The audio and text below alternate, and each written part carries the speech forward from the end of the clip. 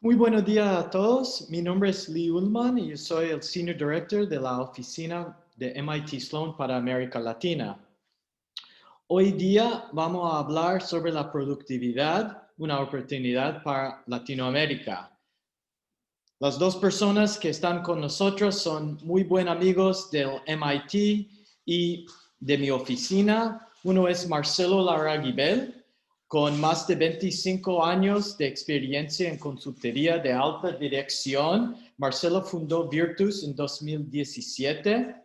Previamente fue director de McKinsey & Company, firma en la que trabajó durante 18 años. También dedica mucho tiempo a su alma mater, el MIT, primero como parte del comité ejecutivo de decanos y ahora como miembro del Advisory Council de la oficina de MIT Sloan para América Latina.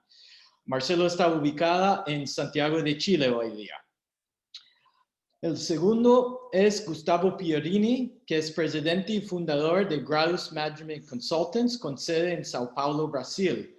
Gradus se estableció en 1996 para ayudar a los propietarios del GP Investments, el fondo de capital privado más grande de Brasil. Gradus ya están colaborando de más de 15 años y desarrolló metodologías propias para mejorar la productividad que ahora están implementadas en más de 120 empresas, tanto en Brasil como en el exterior. Gustavo también es un exalumno muy dedicado al MIT Sloan. Además de su aporte a la escuela y la oficina para América Latina, también tiene una beca en Sloan para estudiantes de Argentina o Brasil para hacer su MBA. Gustavo ya es argentino, pero creo que más de 20 años está viviendo en Brasil, entonces su acento no es ni argentino ni brasileño hoy día, es como portuñol. Entonces, muy agrado de tener los dos conmigo hoy día. Algunas cosas para logística del webinar. Entonces, nosotros queremos que eso va a ser lo más interactivo que puede ser. Entonces, por favor, abajo usa el Q&A, las preguntas y respuestas para preguntas. Y también, si hay algo en el chat, por favor, nosotros vamos a pedir que ustedes usen el question and answer que Marcelo Larraguibel va a moderar durante la charla de Gustavo y después con las preguntas de ustedes. Entonces, para no tomar más tiempo, gracias a todos los participantes hoy día. Gracias a todas las personas de la región que están con nosotros y vamos a empezar con la charla de Gustavo.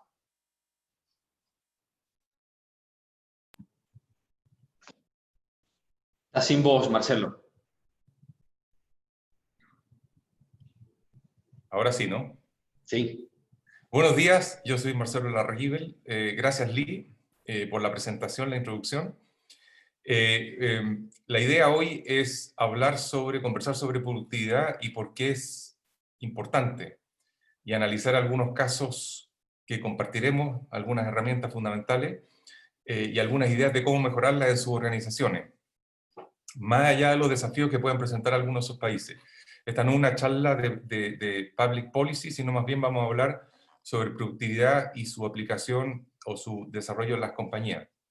Para que se hagan una idea de por qué hoy conversar sobre este tema es importante, fíjense que en los últimos 50 años América Latina ha mostrado lo que muchos expertos denominan un estancamiento crónico de productividad.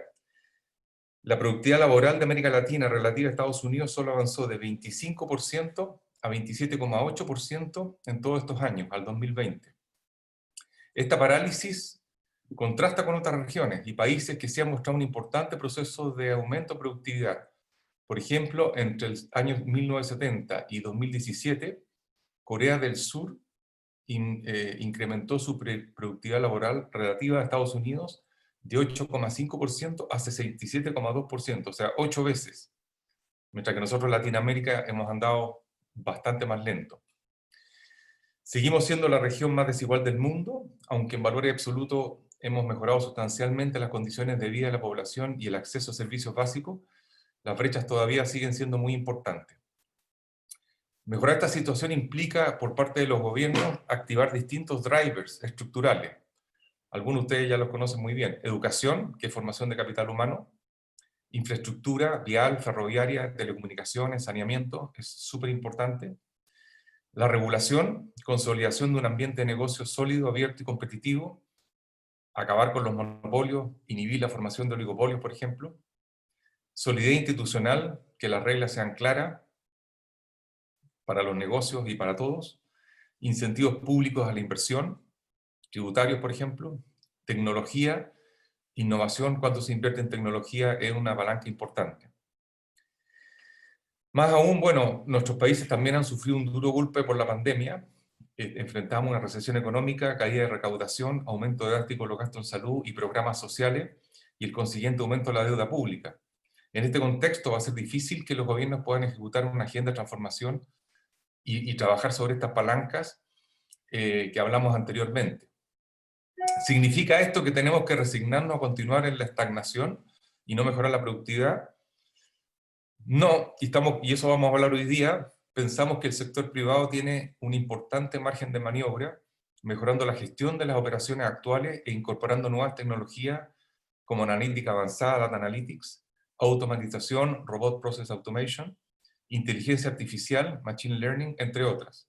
Es decir, no podemos esperar a que los gobiernos se muevan, aunque es importante que actúen sobre las palancas que mencioné, pero hay mucho margen de maniobra a las propias compañías y eso es lo que conversaremos hoy.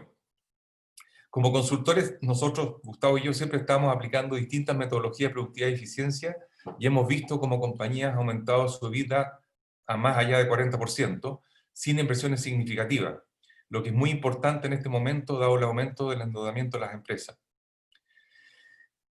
Ahora le voy a pasar la palabra a Gustavo, a quien conozco, bueno, desde nuestro paso por MIT. De hecho, una anécdota, el año pasado firmamos un acuerdo de colaboración entre nuestras consultoras y estamos ayudando a organizaciones en Latinoamérica a mejorar su productividad y competitividad.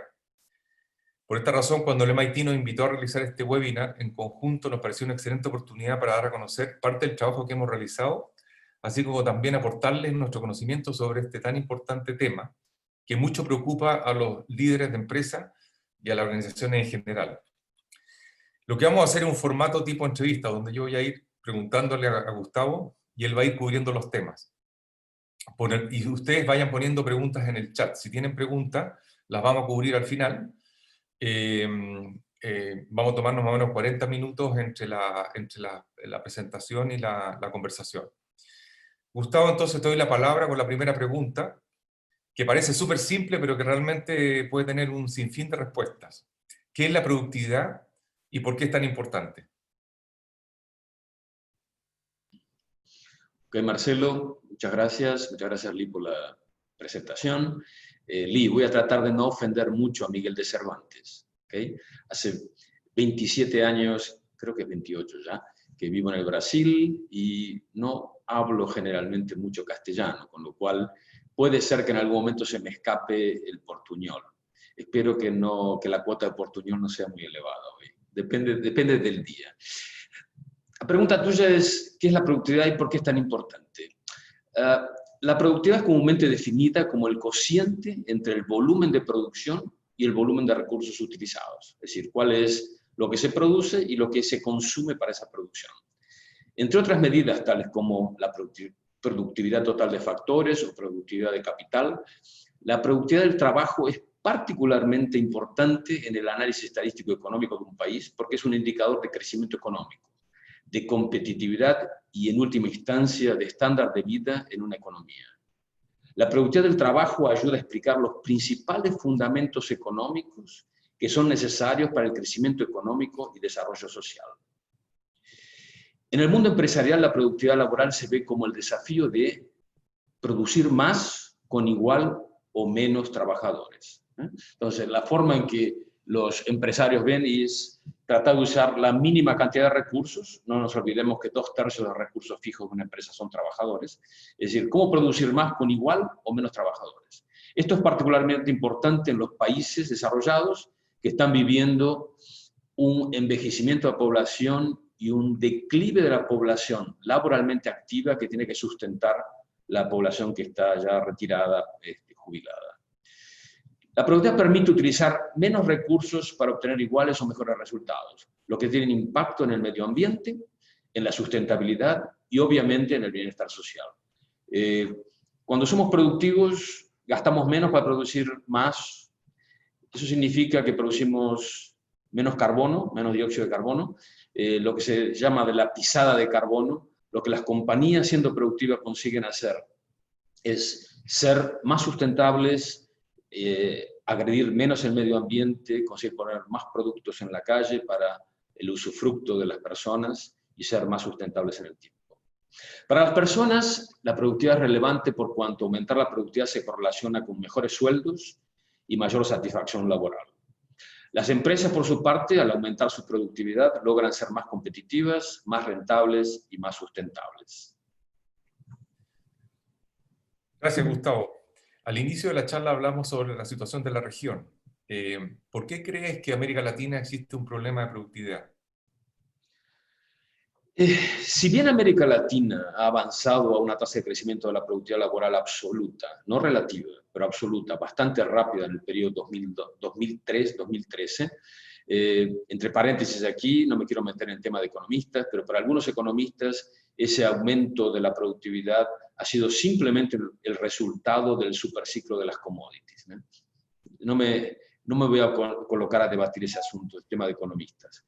Hemos tenido, entonces, como he dicho, un sustancial crecimiento de la tasa absoluta de la productividad laboral, pero todavía tenemos una brecha muy relevante con las economías avanzadas. A modo de ejemplo, Chile tiene una productividad laboral que es mitad de la productividad promedio de los países que componen la Organización para la Cooperación y el Desarrollo Económicos. Se llama de OCDE. Eso es una cifra del Conference Board de 2019. Además, algo típico en la región es que se trabajan más horas que en los países desarrollados, pero con niveles de salarios y productividad considerablemente más bajos. Mientras en la OCDE la jornada semanal promedio es de 37.7 horas, en Chile es de 41.3. Cabe mencionar que en 1990 era 49, entonces ha tenido una mejora sustancial. En Colombia, la jornada semanal máxima es de 48 horas y un 28% de los empleados trabaja más de 50 horas semanales. Entonces, la productividad en muchos casos, cuando la medimos per cápita, se logra a través de un esfuerzo humano muy grande que al final del día deteriora la calidad de vida y el bienestar social. En general, los países que aumentan su nivel de desarrollo consistentemente, se ve una tendencia a trabajar menos horas a la semana. Además, el costo de la mano de obra se vuelve mayor, la cual incentiva a las empresas a emplear más intensivamente capital y tecnología para permitir que la productividad continúe aumentando. Eso no se visualiza muy fuerte en Latinoamérica. Claro que país a país hay diferencias, pero es algo que no se visualiza en todos los países. Si bien la situación del mundo y de Latinoamérica en particular es compleja, esto puede verse como una oportunidad para ordenar la casa para las empresas de la región. Es decir, ya eso ocurrió, los países se han ordenado en la crisis de las deudas externas, es decir, la presión exógena que existió de muchos entes internacionales de financiación han hecho que los países se ordenasen en su casa. Yo creo que estamos en un momento también para las empresas saliendo de la pandemia con alta endeudamiento.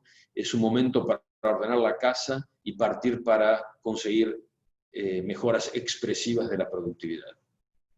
Oye, un buen punto para hacer un cambio y conversar sobre las empresas. ¿Cuáles son, y crees tú que son los drivers o palancas más importantes de la productividad en el sector privado? Marcelo, toda la audiencia, se habla mucho de nuevas tecnologías, se habla de automatización, digitalización de procesos, etc. Hay una miríada de tecnologías como herramientas para el aumento de la productividad. Todas estas herramientas, en su mayoría, fueron originadas en los países más desarrollados y ya están bastante utilizadas por allá. Es decir, con resultados mejores, peores, pero se ve buenas implantaciones de todas esas nuevas metodologías, tecnologías. No obstante, no hay que olvidarse que el uso de esas herramientas exige reentrenamiento de la fuerza de trabajo. Nuestra fuerza de trabajo tiene un nivel de calificación bastante más bajo que los países desarrollados. Exige cambios en los métodos de trabajo y un proceso de migración difícil y alongado, y sobre todo altas inversiones.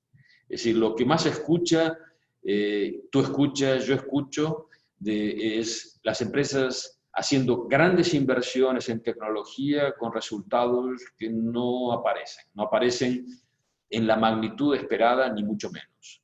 Por ello,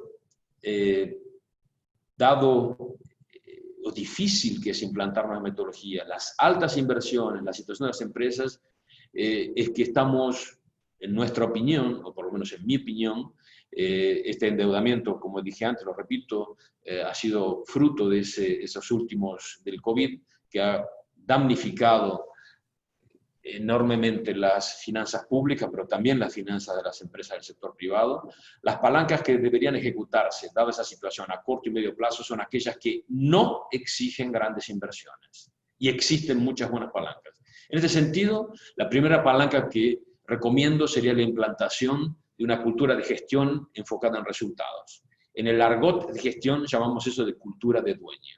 Esa cultura se genera a partir del establecimiento de metas de productividad desafiadoras para todos los recursos utilizados y para todos los colaboradores de la empresa. Esas metas son el resultado en general de un benchmarking interno, de una comparación interna, pero también pueden ser utilizados números externos. No es indispensable tenerlos, ya pues se puede comenzar mirando en el ombligo. Y son seguidas, estas metas son activamente, o deberían ser activamente seguidas por un sistema de gestión robusto, con responsables, plazos y rituales de gestión bien definidos. De esta forma es posible extraer mucho más valor de los recursos ya implantados y existentes en la empresa.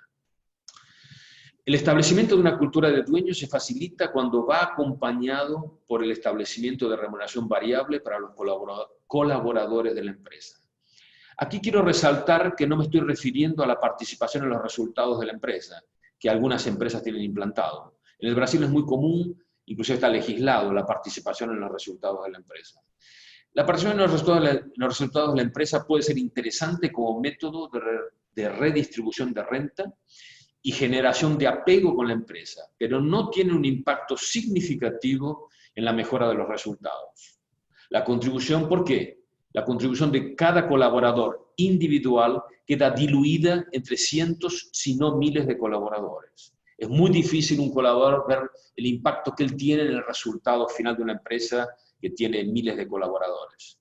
Cuando me estoy refiriendo al establecimiento de remuneración variable vinculada al alcance de las metas específicas de cada colaborador, es decir, las metas tienen que ser referidas a cada uno o un grupo de colaboradores. Hay lugares, sectores que es difícil establecer una meta individual, pero puede ser para un grupo de 10, 15, 20 personas. La parte relevante es que ambos métodos, la participación en los resultados y la remuneración variable, no son excluyentes. Pueden coexistir perfectamente. Ahora, si queremos mejora sustancial en los indicadores de la empresa, las metas tienen que ser específicas, individualizadas. En este momento, si me permite, puedo presentar algunos cuadros. El primer cuadro que quería presentar. Mientras ponen los cuadros, los invito a hacer preguntas. Ya tengo algunas. Las vamos a revisar al final. Pero vayan poniendo sus preguntas, dudas, y después las cubrimos. ¿Les parece? Okay, bueno. Sí. Muy bien. El primer cuadro que quería presentarles es colocar gráficamente este asunto de, como muchos ejecutivos lo colocan, que para aumentar la productividad solamente se puede hacer a través de inversiones enormes en tecnología, revisión de todos los procesos, modificación absoluta.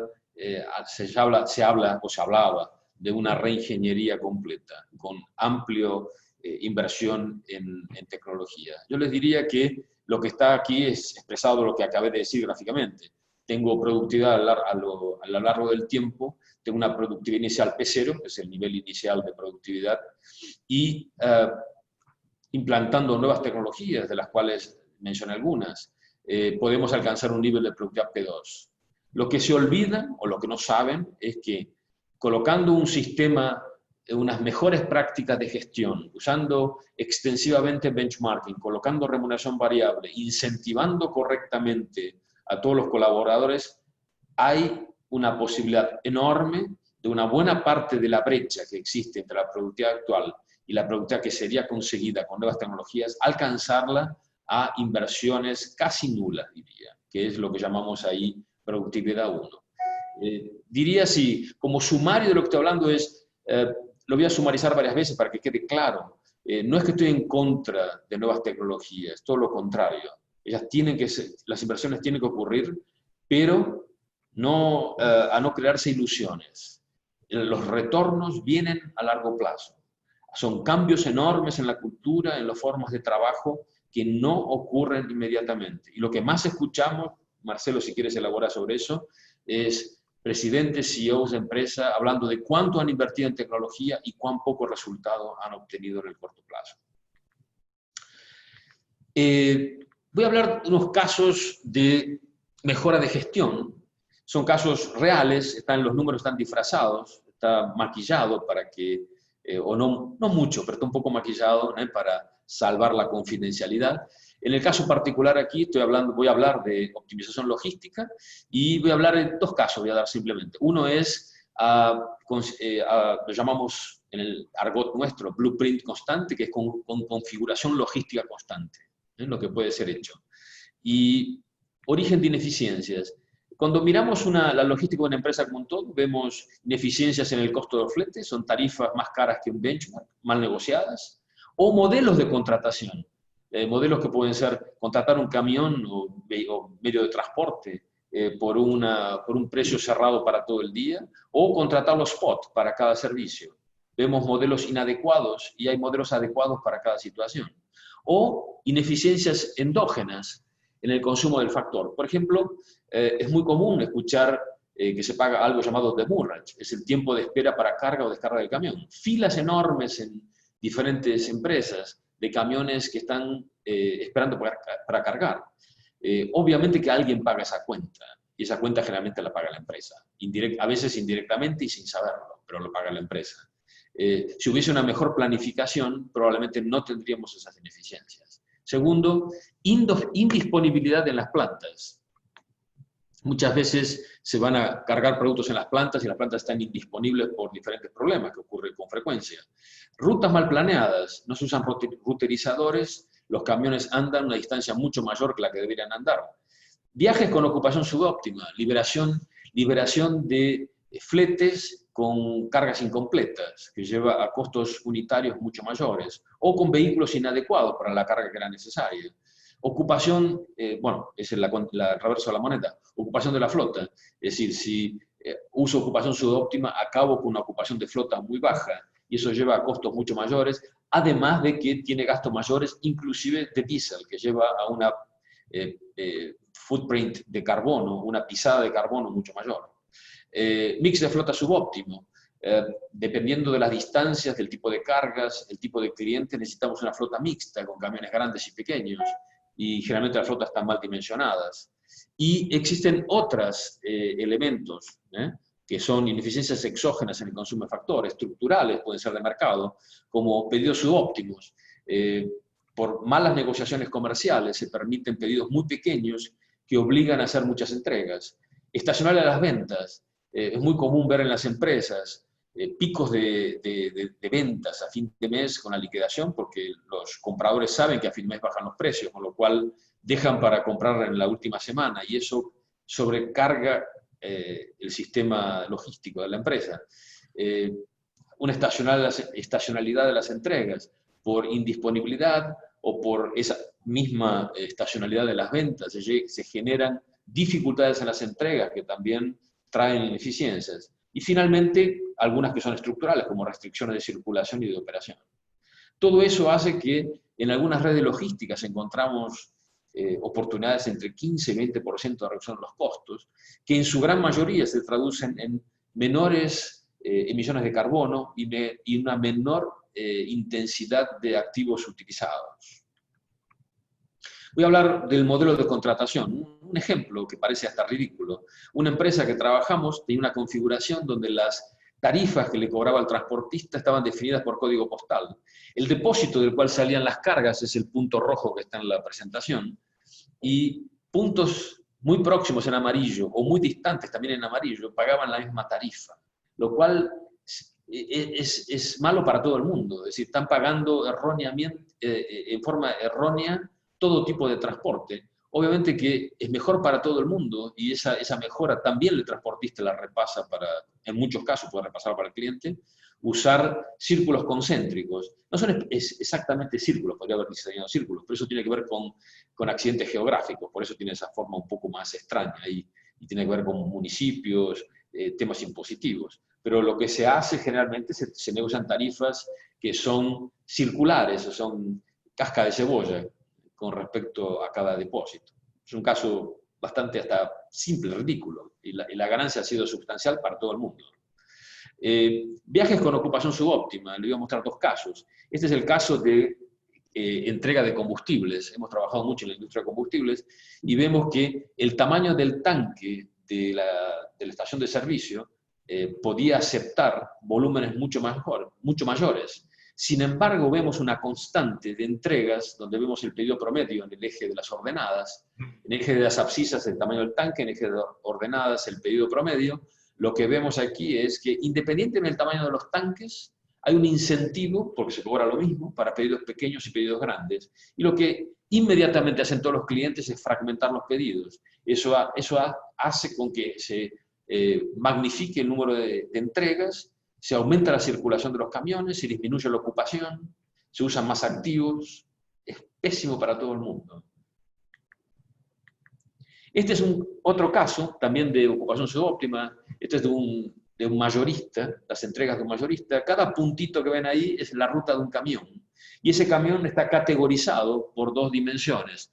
En el eje de las abscisas, la ocupación en tiempo de la jornada. Si son jornadas de 8 o 10 horas, y en el eje de las ordenadas tenemos la ocupación en volumen. Puede ser volumen o peso.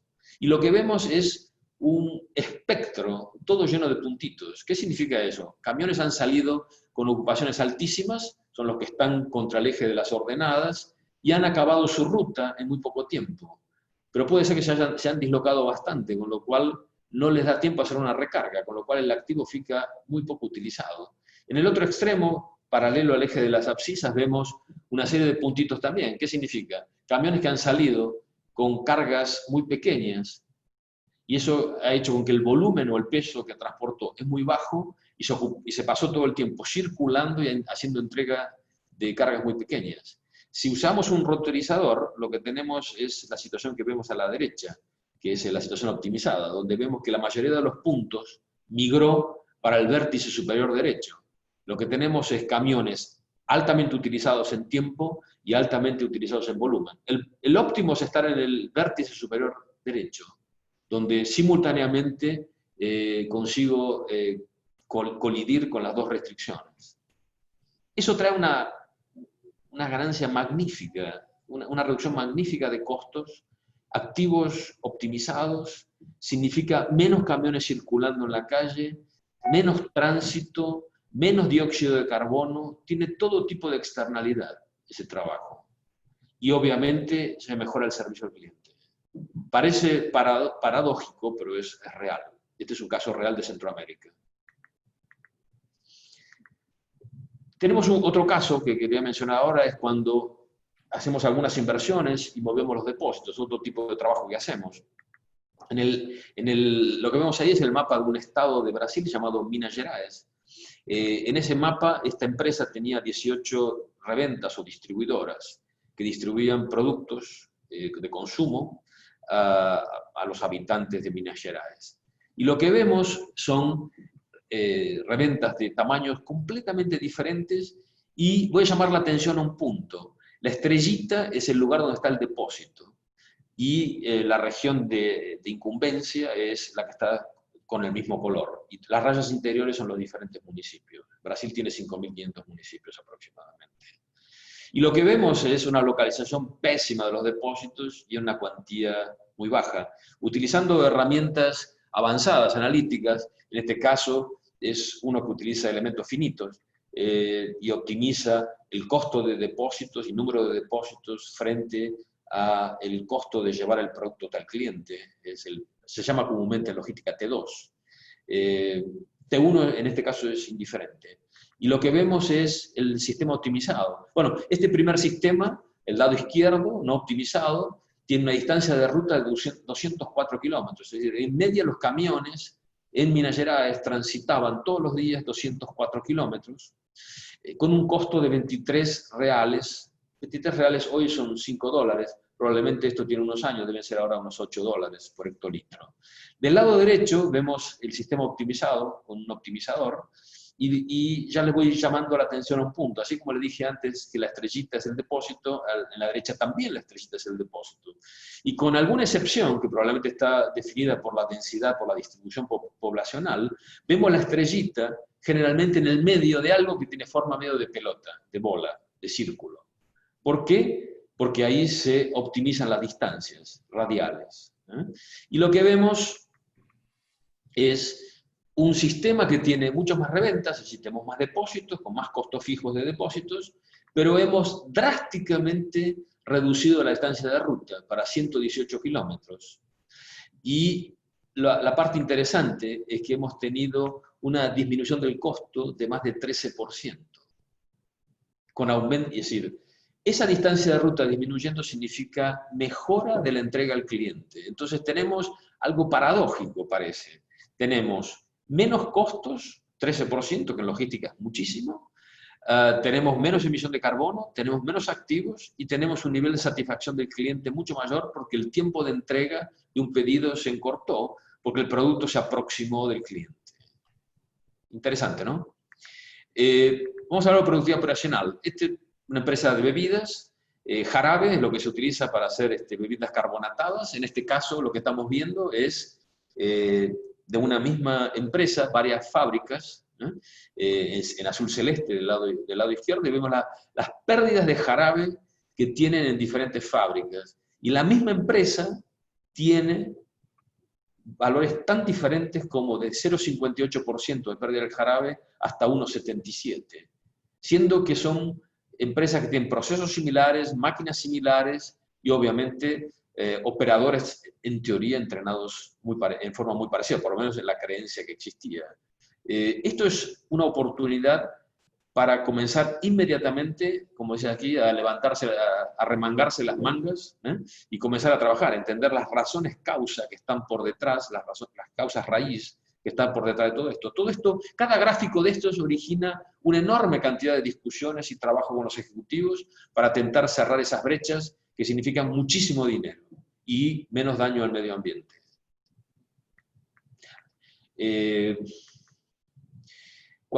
La primera especulación es que eso depende de la planta o de la fábrica.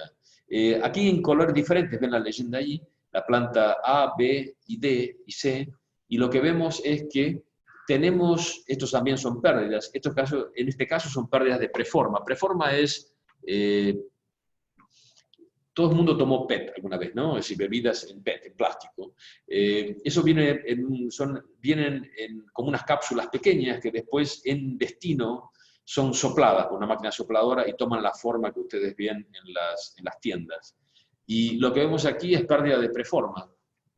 Preforma es algo caro que polúe el medio ambiente y vemos que las pérdidas independen de qué fábrica nos estamos refiriendo. No están asociadas a una fábrica. Están asociadas a días, a prácticas, a errores, generalmente errores operacionales, falta de controles. Todo eso es lo que origina esas grandes pérdidas. Aquí tenemos, de un punto de vista gestión de todo lo que es la distribución y la logística, aquí tiene depósitos, productos vencidos. Y lo que vemos es porcentaje de los productos que son vencidos con respecto al ingreso, a las ventas. Y cuanto más bajo, mejor, claro, tengo menos productos vencidos. Y vemos cosas tan discrepantes como las que ven allí. Esto es una misma empresa, son depósitos de una misma empresa, donde tenemos algunos depósitos con 8%, depósito grande, depósito no es pequeño. De hecho, si ven abajo el ingreso, es el depósito que tiene mayores ingresos. Y vemos depósitos de tamaños similares con pérdidas muchísimo menores. Eso está relacionado con prácticas, gestión, es la forma que se trabaja con las tiendas, el tipo de volumen de entrega, el manejo de producto en la tienda, LIFO, FIFO. Es decir, todo eso son prácticas que pueden ser implantadas y aquí hay dinero inmediatamente. La cantidad de volumen vencido en el depósito 1 son $482.000 por año. Si lo bajamos a 1%, es un octavo de eso. Estamos hablando de ahorrar aproximadamente $430.000. Simplemente por mejorar la cantidad de productos retornados vencidos. Esto, moviéndonos a otro, esto es herbicidas aplicadas. Trabajamos mucho con empresas del sector papelero que tienen grandes florestas, bosques, y vemos microrregiones con características de suelo similares, así están agrupados, y lo que vemos es que los kilos de herbicida que se han arrojado por cada uno de los diferentes segmentos en cada microrregión, en portugués se llama talión, no me recuerdo el nombre castellano, tal vez alguien me ayuda ahí. En Chile usamos rodales. En cada rodal, cada barrita es un rodal de una microrregión que estaba diagnosticada para recibir la misma cantidad de herbicida, y lo que vemos que hay rodales que recibieron 0,6 kilos por hectárea y hay rodales que recibieron 2,6.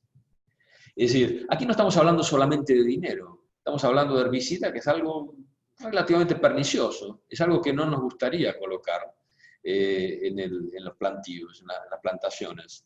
Entonces aquí es un problema también de medio ambiente. También trabajamos en la industria vitivinícola, aquí vemos la cantidad de ácido tartárico que se coloca en la elaboración de vinos.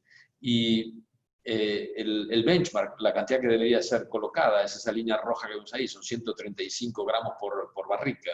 Y hay lugares que han colocado casi el doble. ¿Por qué? No se sabe. Lo hemos preguntado, no se sabe. Eso es desperdicio material y eventualmente puede ser que deteriore la calidad del vino. Aquí tenemos algo en otro departamento completamente diferente. Ahora, mantenimiento de máquinas llenadoras, las que llenan las botellas de bebidas. Y aquí vemos agrupamientos, en inglés le decimos clusters a esos grupos de comparación. Vidrio, refrescos. Y vemos líneas similares y los dólares que se gastan por cada 1000 botellas producidas. Y vemos dos líneas muy similares. Una gasta 1.5 dólares por cada 1000 botellas producidas, y una línea similar, de tecnología similar, antigüedad similar, volumen similar de producción, gasta 5.4. Gasta casi 4 veces más. Lo mismo ocurre con la línea sopladora de PET, vemos relaciones de 1.4 a 7.5. Otra vez una relación mayor que 5. En vidrio, en aséptica, es decir, eso se ve recurrentemente. No importa qué indicadores analicemos. Cuando hacemos un trabajo que nosotros llamamos de presupuesto matricial, tenemos aproximadamente unos 1000, depende de la complejidad de la empresa, del sistema de negocios, 1400 gráficos de esto, midiendo todo tipo de indicadores. Y en cada indicador encontramos toneladas de dinero. Cada uno de estos indicadores da origen a todo un trabajo de las áreas técnicas y los gestores para entender lo que está por detrás de esas variancias.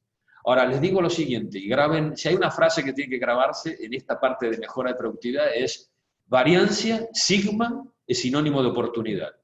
Cada vez que vemos un gráfico de cosas comparables con variancia, es una oportunidad. Si hablamos de costos fijos, aquí lo que vemos es algo muy simple, hasta diría mundano. Este es un frigorífico, un gran frigorífico brasilero, diferentes plantas, y aquí vemos algo tan simple como las páginas impresas por HC Headcount, por colaborador. Páginas impresas por colaborador, excluyendo la fuerza de trabajo directa. Y lo que vemos que frigoríficos del mismo porte, en un frigorífico, en el frigorífico 8, imprimen 4 veces más páginas por headcount administrativo que lo que imprime el frigorífico 1. Difícil de explicar, ¿verdad? Esas son todas oportunidades que se abren. Debe haber malas prácticas, algún vicio, en fin, desvíos de productos. Puede ocurrir cualquier cosa aquí. Nos encontramos con todo tipo de situaciones y lo que se hacen son programas de trabajo colaborativos donde vemos las causas raíz, las corregimos y automáticamente se produce el ahorro. Aquí tenemos vigilancia, seguridad, estamos hablando de cosas sueltas, ¿no? Como digo, un trabajo en una empresa tiene más de 1000 cuadros de esta naturaleza. Aquí vemos, en la leyenda abajo, vemos lo que son vigilantes armados, porteros, asistente e instructor, y lo que vemos aquí es una configuración, y se ha criticado esa configuración, y hay posibilidad de eliminar algunos puestos de trabajo que no son necesarios en ese caso. Eso puede redundar en mejorar la situación de los otros, es decir, redistribuirlo para otras áreas de empresas que estaban necesitando un colaborador. Es decir, hay N formas de capturar esa oportunidad. Y aquí vemos... Gustavo, quizás veamos una lámina más okay, para dejar tiempo para las preguntas. Elige sí, un par más y son todos okay, buenísimos ejemplos. Tú me conoces, Marcelo, si me dejan aquí me paso una semanita aquí explicando. Por eso digo. Pero hace muy bien. Este es un caso así, medio... esto es algo que ocurrió hace muy poco tiempo, donde vemos comparación de gastos comunes. Esto es un edificio donde tiene condominio, ¿no? Y se analizaron los gastos del condominio. Y lo que vemos es... un nombre. Y lo que vemos aquí son gastos muy diferentes en cada lugar. Aquí voy a mostrarle otro caso, comparación de consumo, plantas, y aquí lo que vemos son plantas que despachan combustible, y lo que vemos son cuántos kilowatt-hora son consumidos de energía eléctrica por cada metro cúbico de combustible despachado. Son plantas que tienen portes diferentes, pero el porte no explica. Si vemos la planta 1, consume 0,19 kWh por metro despachado, y una planta que inclusive es mayor, consume 0,60, la planta número 7. Es decir, el volumen y la escala no explican las diferencias de consumo de energía eléctrica. Hay otras causas que explican eso. De hecho, estamos trabajando en ese tipo de diferencias para capturar esa brecha. Bueno, Marcelo, me autoflagelo y paro esta parte. Quizás voy a aprovechar de hacerte una pregunta que llega, dice, ¿cómo relevan todos los datos que estuvimos viendo? Yo creo que es interesante porque todo esto se construye con información. Quizás un breve comentario de cómo capturan o capturamos estos datos, ¿no? Ok, de las informaciones que le mostré, los indicadores, generalmente hacemos benchmarking y comparaciones a través de indicadores de desempeño. Les diría que en general los indicadores son compuestos, más de la mitad son informaciones extracontables. Mitad de los indicadores tienen información contable y la otra mitad es información extracontable. Por ejemplo, esta que tenemos adelante es casi todo o absolutamente información extracontable. Tenemos kilowatt-hora por metro cúbico. Es decir, no sale necesariamente a contabilidad. Los metros cúbicos salen de un sistema operacional, que te dice cuánto despachaste. Los kilowatt-hora vienen en la factura, pero generalmente no está en la contabilidad. Hay que ir a buscar factura a factura, salvo que tengamos facturación electrónica de la compañía de distribución de energía. Es decir, este es un trabajo que cuando lo hacemos como una consultoría es un trabajo intenso, rápido, pero las empresas pueden hacerlo individualmente con mucha paciencia y con mucha, diría así, la palabra es paciencia y disciplina. Juntar todos los indicadores no va a ocurrir de la noche para el día. Es un trabajo intenso, pero que, te diría, paga frutos muy rápidamente. Tomar lo que más ocurre, y tú lo has visto, Marcelo, cuando presentamos estos cuadros, es un susto que se le da a todos los gestores de una empresa, a los colaboradores y gestores. Si lo primero que hacen es meter la mano en la cabeza y decir, no sabía de esto, no tenía conocimiento. Quizá ahí, Gustavo, es un buen momento para la próxima pregunta, y de hecho tengo varias preguntas aquí en la misma línea. ¿Cuáles son porque una cosa es medir, tomar los datos, ¿no es cierto?, hacer los análisis, y otra cosa es que la empresa lo apliquen y lo sustenten en el tiempo. Entonces, ¿cuál es tu perspectiva de los desafíos y oportunidades para hacer que esto se aplique y sea sostenible? Sí. Voy a retirar la presentación. ¿Ok? Si no, voy a seguir hablando, entonces, de la presentación. Vamos a ver, ¿cuáles son los desafíos que las empresas confrontan con lo cual se deparan para aplicar este tipo de metodología de gestión y sustentarlas en el tiempo? Las dos cosas son importantes y las dos son dos desafíos, te diría. Es un gran desafío implantar todo esto, muchas veces lo hacemos nosotros de forma externa, como un agente externo. Obviamente es un proyecto que no cabe en el bolsillo de todas las empresas, ¿no? En general trabajamos con empresas de gran porte, pero hay dos desafíos, uno es implantarlo y el segundo es sustentarlo en el tiempo. Te diría, el trabajo de implantarlo, entonces te diría que aunque existen barreras externas a la propia organización, hablamos regulatorias, jornadas, exceso de regulaciones en muchas empresas que no ayudan a nadie y crean un ambiente confrontativo, las empresas tienen muchas barreras internas.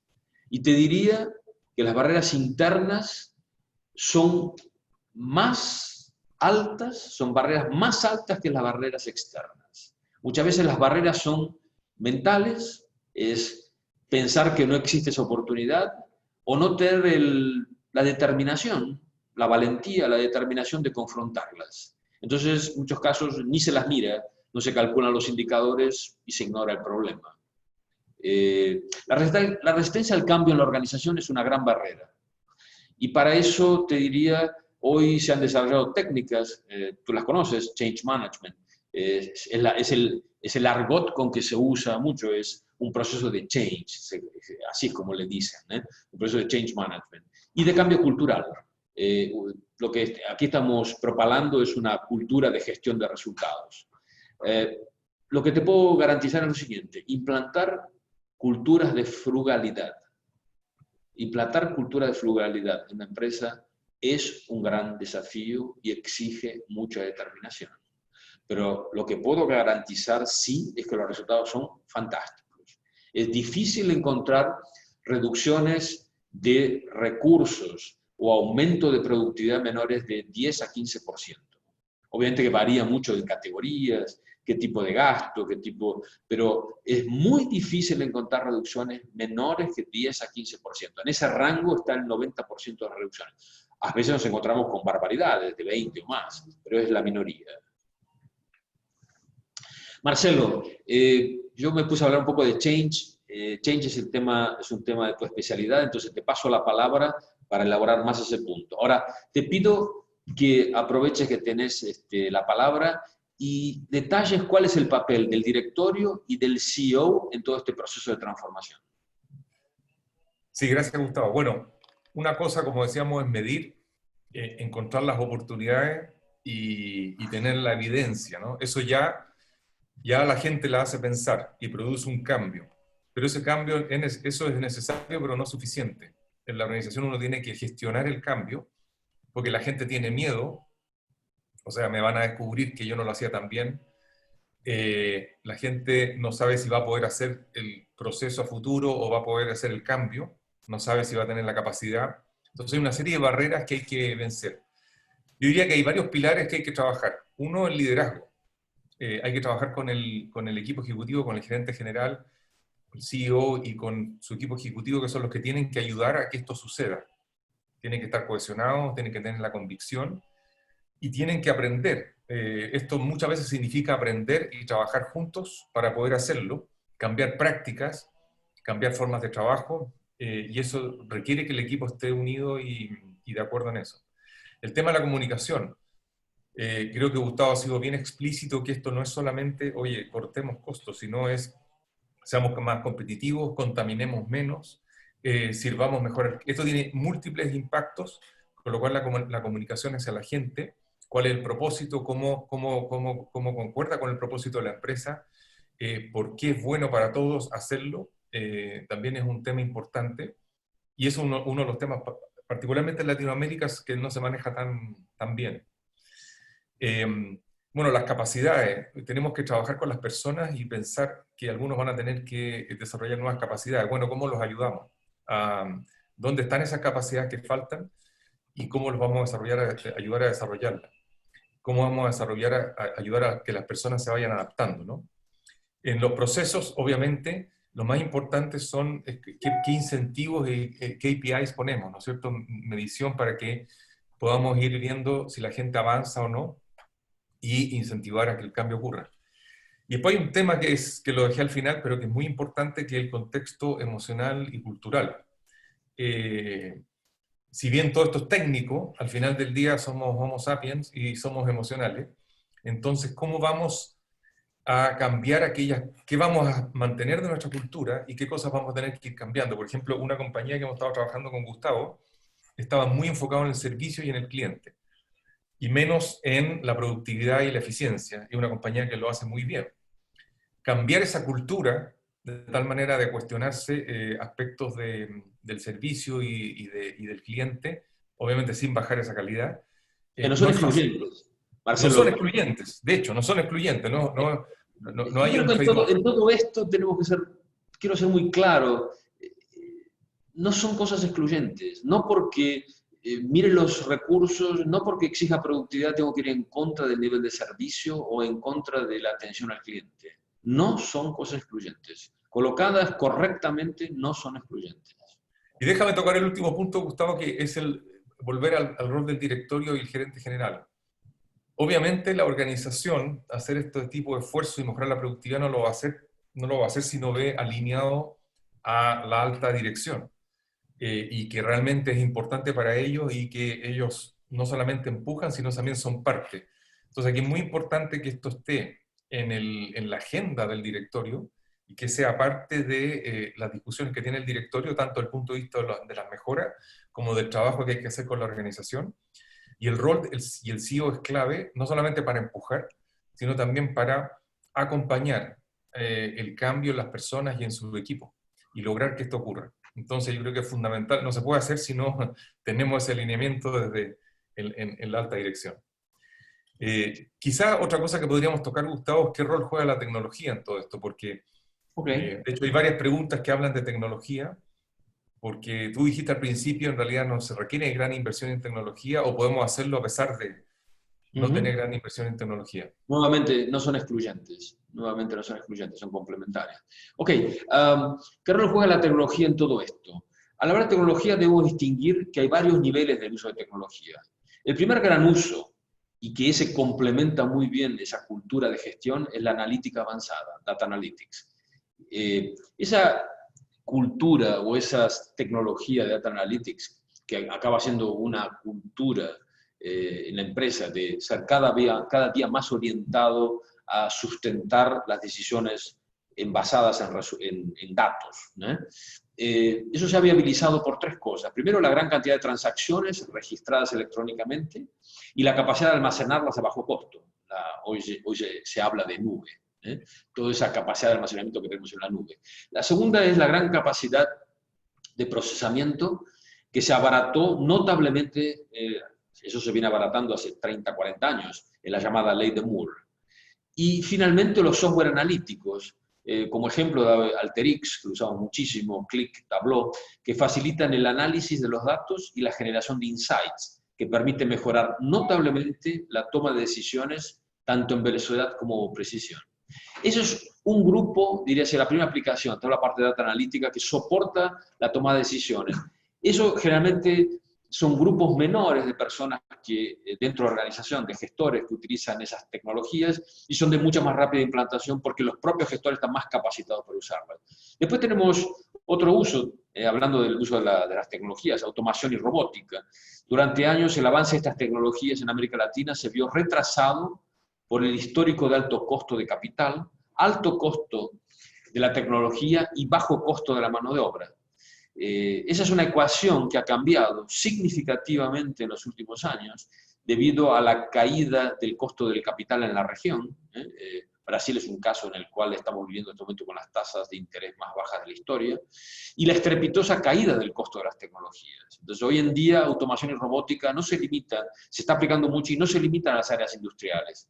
Pero hoy en día se habla en industria en IoT, Internet of Things, industria 4.0, y hay una serie de argots ahí circulando.